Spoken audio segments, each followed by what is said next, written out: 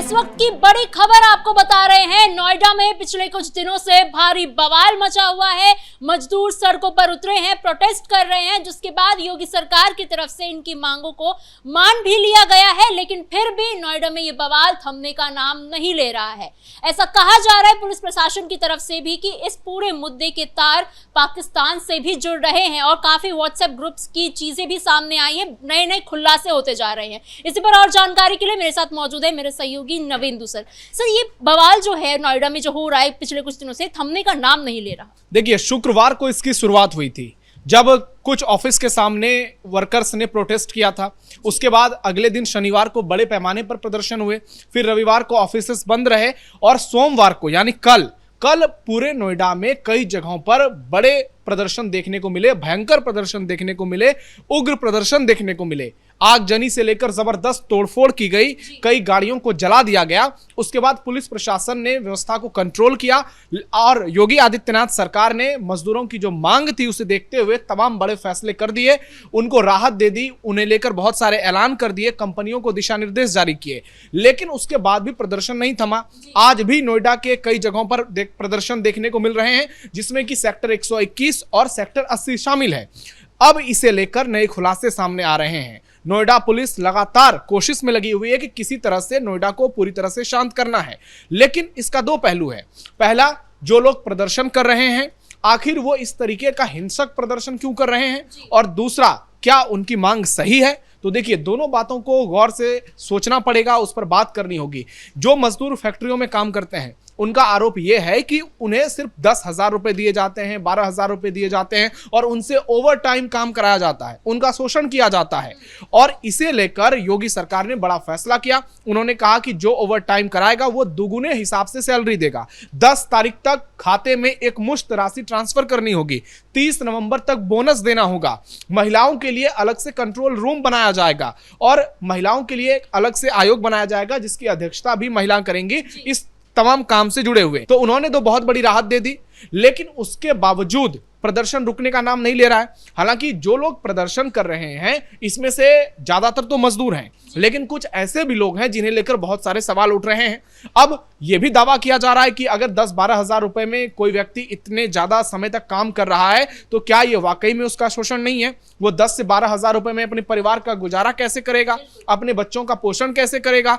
तो योगी सरकार ने इन तमाम बातों पर बारीकी से अध्ययन किया, इस पर जांच बिठाई, समझे और फिर उन्होंने बहुत बड़ा आदेश दिया और प्रदेश की जनता को बड़ी सौगात दी। लेकिन इसका दूसरा पहलू भी अब निकलकर सामने आया है और उसमें यह खुलासे हो रहे हैं कि यह जो प्रदर्शन है यह सुनियोजित है। इसके पीछे जानबूझकर पूरी स्क्रिप्ट तैयार की गई है और इसकी मंशा उत्तर प्रदेश सरकार को बदनाम करने की है। देखिए, पुलिस का कहना है कि अब इस मामले को लेकर उन्हें नए नए सबूत मिल रहे हैं और ये पुलिस ने कहा है कि बाकायदा व्हाट्सएप ग्रुप बनाया गया, 24 घंटे के भीतर उसमें हजारों लोगों को जोड़ा गया और उस ग्रुप के जरिए मैसेज सर्कुलेट किया गया, जैसे कि दंगे में होता है। आपने संभल हिंसा के दौरान ये तस्वीरें देखी होंगी, जब ये खबर सामने आई कि जानबूझकर सुबह के 7 बजे लोगों को इकट्ठा किया गया, मैसेज दिया गया, उनको गुमराह किया गया। उसी तरीके की साजिश यहां पर भी नजर आ रही है और इसके तार पाकिस्तान से जुड़े हो सकते हैं, अधिकारियों ने यह बात कही है। अब जब जांच होगी, जांच हो ही रही है और तेज गति से जांच होगी तो सारी बातें सामने आएगी और इसमें अगर पाकिस्तान के लिंक मिले तो फिर ये बहुत बड़ी बात होगी और फिर उन लोगों से पर्दा उठेगा जो हमारे देश में रहकर देश को इस तरह से दहलाने की कोशिश में लगे हुए हैं। जो तस्वीरें निकलकर कल सामने आई या फिर आज भी जो तोड़फोड़ की तस्वीर निकलकर सामने आ रही है वो बता रही है कि ये प्रदर्शन जो है ये जानबूझकर ही किया जा रहा है। क्यों? लेकिन आपने जैसे बताया कि ये पूरी सुनियोजित तरीके से ही किया गया है ये प्रोटेस्ट, इसके पीछे कारण क्या है? क्या उत्तर प्रदेश में भी विधानसभा चुनाव आने हैं, ये एक अहम कारण है? देखिए, उत्तर प्रदेश में फरवरी में विधानसभा चुनाव होंगे। अब 10-11 महीने का वक्त रह गया है। अभी देश के 5 राज्यों में विधानसभा चुनाव चल रहा है, जहां 3 राज्यों में वोटिंग हो चुकी है, 2 राज्यों में वोटिंग होनी है। और योगी आदित्यनाथ स्टार प्रचारक हैं, पश्चिम बंगाल में भी, तमिलनाडु में भी। और योगी आदित्यनाथ की छवि को खराब करने के लिए इस तरीके की सुनियोजित साजिश रची जाती है। वरना उत्तर प्रदेश देश का एकमात्र ऐसा राज्य है जहां का कानून व्यवस्था दूसरे प्रदेशों से बहुत ज्यादा बेहतर है। जब से योगी आदित्यनाथ ने कमान संभाली है तब से प्रदेश में कोई भी बड़ा दंगा नहीं हुआ है। लेकिन यहां पर एक ऐसी स्क्रिप्ट तैयार की जा रही है ताकि मजदूरों को आगे किया जाए और उसके पीछे उनको गुमराह करके कोई बड़े दंगे की साजिश रची जाए ताकि सरकार की छवि सीधी तौर पर खराब हो और इसके बाद इसे लेकर चुनाव में जाया जाए, फिर इसका मुद्दा बनाया जाए। और अभी डॉक्टर भीमराव अंबेडकर की जयंती है और राहुल गांधी, अखिलेश यादव जैसे नेता लगातार दलितों की बात कर रहे हैं। वो कह रहे हैं कि मजदूरों के साथ जो हो रहा है वो ठीक नहीं हो रहा है, उसमें दलित समाज के लोग ज्यादा हैं। बहुत सारे सपा नेता के ऐसे बयान सामने आए हैं, तो वो इसे दलित रंग देने में लगे हुए हैं, वो जाति की राजनीति करने में लगे हुए हैं।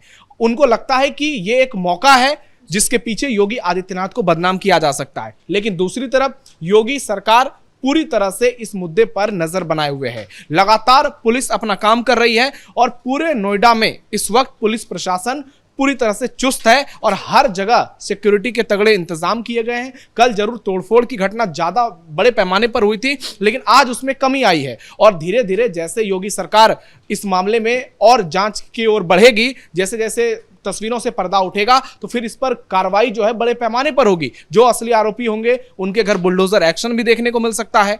तो ऐसे में अब देखना यह होगा कि जांच कितनी जल्दी पूरी होती है, पाकिस्तान के तार जुड़े हैं या नहीं, इसके कितने सबूत मिलते हैं और जो लोग इसके पीछे शामिल हैं उनकी मंशा आखिरकार क्या थी। क्या वो सिर्फ योगी को बदनाम करना चाहते थे या फिर इसके और भी कुछ ज्यादा मायने इसमें निकलेंगे। तो इन तमाम चीजों से पर्दा उठेगा और नोएडा में जो स्थिति फिलहाल बिगाड़ी गई है, आप इसे बिगाड़ी गई कह सकते हैं, वो धीरे धीरे कंट्रोल करने की कोशिश की जा रही है। अखिलेश यादव की तरफ से भी एक बहुत बड़ा बयान आया। उन्होंने जब पाकिस्तान लिंक की खबर सुनी होगी तो उन्होंने एक पोस्ट किया सोशल मीडिया पे और कहा कि अगर इन सबके पीछे अगर पाकिस्तान का कोई लिंक है तो योगी सरकार की जो खुफिया एजेंसी है वो क्या कर रही थी? क्या वो बंगाल उनके साथ प्रचार करने गई थी? देखिए, अखिलेश यादव को तो पहले इस बात का जवाब देना चाहिए कि अभी अतीक अहमद को लेकर धुरंधर में जो खुलासे हुए हैं उसे लेकर उनकी क्या राय है, तब अखिलेश यादव खामोश हो जाते हैं। आप देखिए कि किस तरीके से उन्होंने सोशल मीडिया पोस्ट किया है और इसके साथ वो राजनीति कर रहे हैं। उनको लग रहा है कि ये एक बहुत बड़ा मौका है। यहां पर अखिलेश यादव तो ऐसे नेता हैं जो कि पाकिस्तान की अभी तारीफ कर रहे थे 2 दिन पहले तक। वो कह रहे थे पाकिस्तान की विदेश नीति इतनी बेहतर है, चीन की विदेश नीति इतनी बेहतर है और भारत की विदेश नीति की वो आलोचना कर रहे थे। तो एक प्रदेश के जो पूर्व सीएम रह चुके हैं, उत्तर प्रदेश की विपक्षी पार्टी के सबसे बड़े नेता हैं, सांसद भी हैं, अखिलेश यादव अपने देश पर सवाल उठा सकते हैं, लेकिन पाकिस्तान के लिए उनके दिल में बहुत दया है। उनको लगता है कि किसी तरह से मुसलमानों को खुश किया जाए पाकिस्तान का नाम लेकर, और हिंदू समाज की जो लोग हैं, किसी में कभी पीडीए की बात करो, कभी जातियों की बात करो, कभी अंबेडकर के नाम पर दलितों को गुमराह करने की कोशिश करो। तो अखिलेश यादव की राजनीति यही है। वो बार बार योगी आदित्यनाथ पर अब निजी हमले भी करते हैं और आप देखिए कि पाकिस्तान से अगर इस मामले का लिंक जुड़ा भी होगा तो ये मामला सरकार का है, ये मामला पुलिस का है, ये जांच एजेंसी का मामला है।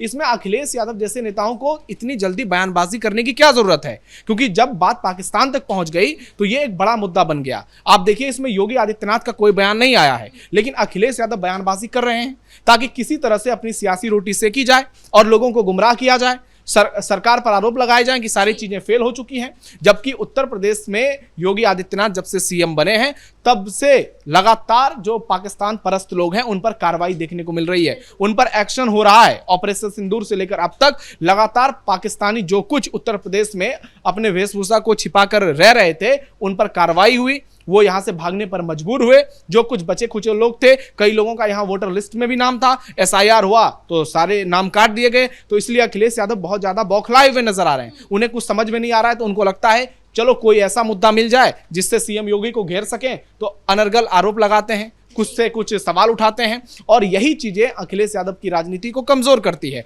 जब 2027 में विधानसभा चुनाव होगा तो वहां भी कानून व्यवस्था सबसे बड़ा मुद्दा होगा और योगी आदित्यनाथ उस रेस में भी अखिलेश यादव से काफी आगे निकल जाएंगे। और तब अखिलेश यादव को समझ में आएगा कि अगर असल मुद्दे पर वो ध्यान देते, लोगों को गुमराह करने की कोशिश ना करते, दंगे के नाम पर राजनीति नहीं करते, तो शायद उनकी जो स्थिति है वो और बेहतर हो सकती थी। क्योंकि योगी आदित्यनाथ ने अपने काम पर ध्यान दिया, पुलिस प्रशासन को जो ऑर्डर दिया, उसके बाद उत्तर प्रदेश में जो पुख्ता कानून व्यवस्था नजर आई उसका इंपैक्ट जमीन पर पड़ा। लेकिन अखिलेश सिर्फ राजनीति करते रह गए और समाजवादी पार्टी की स्थिति ऐसी है कि अगली बार जब चुनाव होंगे पार्टी क्या 50 सीट भी जीत पाएगी? अब लोग इसे लेकर भी सवाल उठाते हैं। जी सर, इन तमाम जानकारियों के लिए धन्यवाद। कुल मिलाकर नोएडा में पिछले कुछ दिनों से काफी ज्यादा बवाल देखने को मिल रहा है। ऐसे में इसके लिंक पाकिस्तान से भी जोड़े जा रहे हैं और कई नए ऐसे खुलासे हो रहे हैं।